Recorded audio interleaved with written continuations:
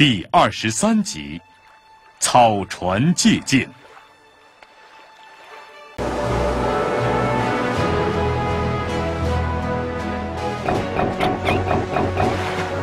开，放箭！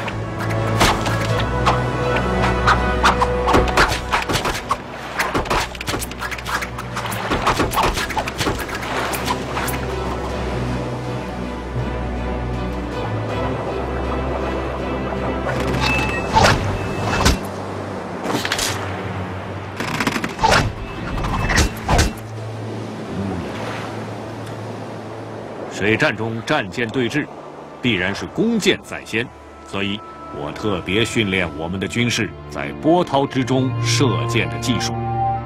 都督说的是，不过都督请亮来，恐怕不仅仅是让亮观摩贵军高超的箭术吧。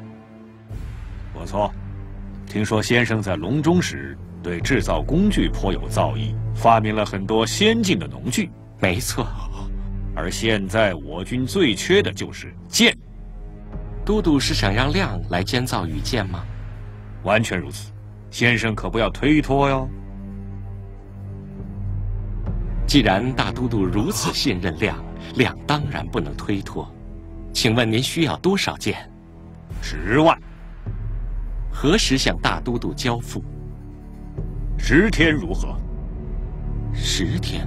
如果在这之前曹军攻来怎么办？那就糟了。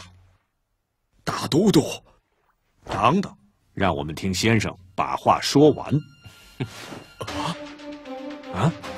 3天。是，3天之后，亮定当交付10万支箭。孔明先生，你可知道军中无戏言呐？亮岂敢戏弄大都督？亮现在就可以立下军令状。可是。子敬，你别小看了先生，笔墨伺候。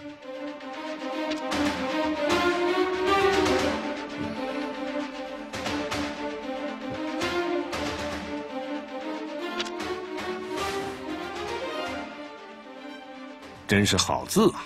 都督过奖了。哎呀，你到底是走还是不走啊？想活就不能走。如果亮没有猜错，大都督早就把亮回去的路给封了。亮可不想去送死啊！不送死，那就等死嘛。更不想等死。你还能帮我？帮你？请帮亮准备这上面写的东西。你要这些东西干什么呀？到时候亮会告诉你的，只是你若真想救亮，就别再把这些事告诉大都督了。这，好吧。子敬先生迟到了，你可真沉得住气呀。子敬，昨天拜托你的20艘船和稻草都准备好了吗？备好了。这些我可是背着弓箭偷偷准备的。你这么做就对了。可是孔明先生，我跟你说，即使这样，你明天照样人头落地呀。那就请你接着帮我，把那些稻草全部扎成草人，绑在船的两侧。难道你有法术能把稻草人变活，让他们帮你保住脑袋不成？为了不让你害怕，现在亮还不能告诉你。亮再说一遍，只要你按我说的做，你就能救我。另外，你还得给每条船调拨20人，让他们等在这儿，随时听候我调遣。好吧，但愿这能保住一颗聪明的脑袋。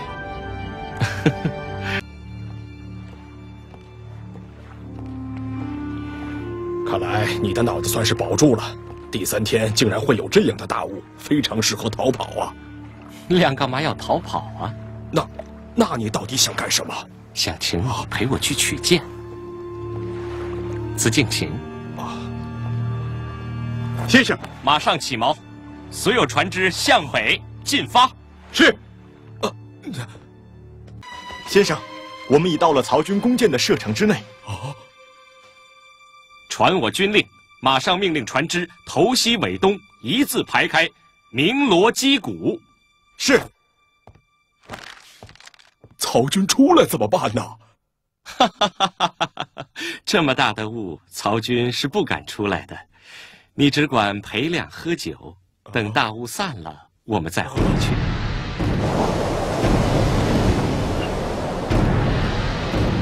发生了什么事？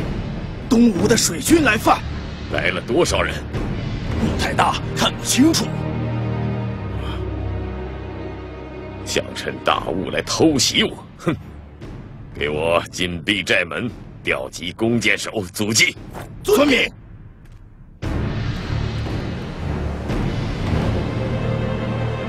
准备。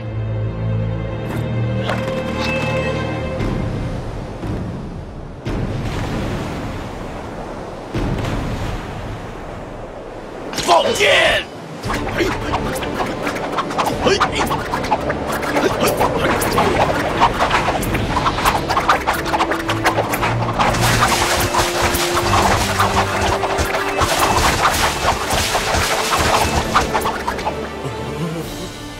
子敬，这是曹操在送箭，别害怕。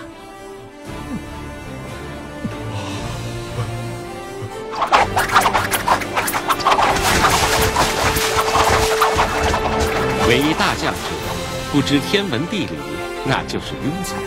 3天前我就知道今天会有大雾，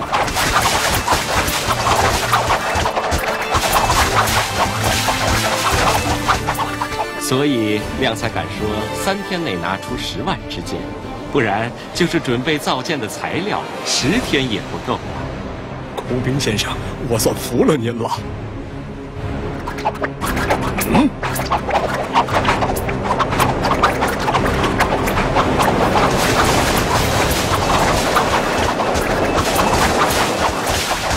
先生，船的一侧已经被乱箭射满了，那就把另一侧转过来。是。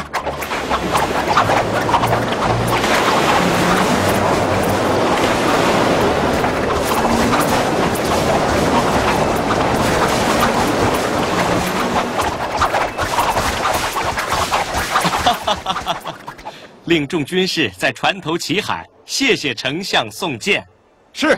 谢谢丞相送箭！谢谢丞相送箭！谢谢丞相送箭！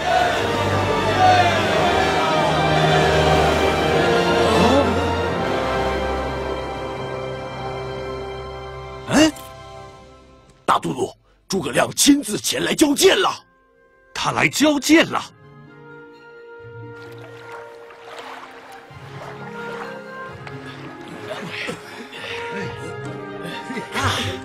先生，已经超过10万支箭了。还有，来，上个劲儿。这边，上回这边还有，在这儿，在这儿。好，大都督，大都督，我从曹操那儿借箭10万，请大都督验收。